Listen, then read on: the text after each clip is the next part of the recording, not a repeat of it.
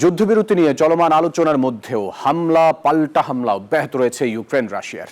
বুধবার ওডেসায় ফের ড্রোন হামলা চালিয়েছে রুশ বাহিনী। হতাহত হয়েছে অন্তত ৩ জন। এরই মধ্যে একাধিক রুশ জ্বালানি স্থাপনায় হামলার দাবি করেছে ইউক্রেনীয় সেনারা। এদিকে এ সংঘাত শুরুর জন্য ফের ইউক্রেনের প্রেসিডেন্টকেই দোষারোপ করেছেন মার্কিন প্রেসিডেন্ট ডোনাল্ড ট্রাম্প। ইউক্রেনে শান্তি প্রতিষ্ঠাকে কঠিন বলেই মন্তব্য করেছেন নেটোর প্রধান।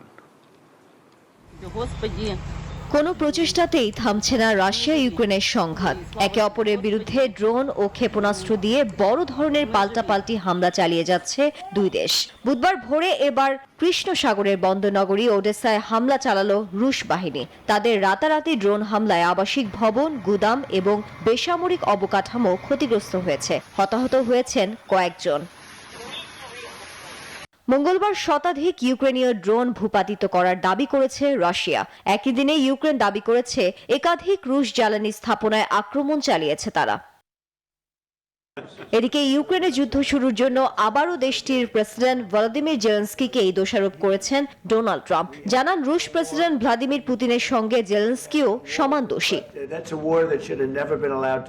আপনি এমন কারো বিরুদ্ধে যুদ্ধ শুরু করেন না যে আপনার থেকে 20 গুণ শক্তিশালী, আর তারপর আশা করেন কেউ আপনাকে ক্ষেপণাস্ত্র দিয়ে সাহায্য করবে।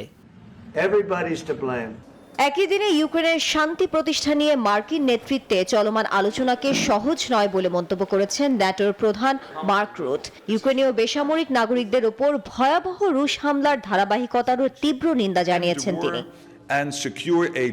Desk report, news 24।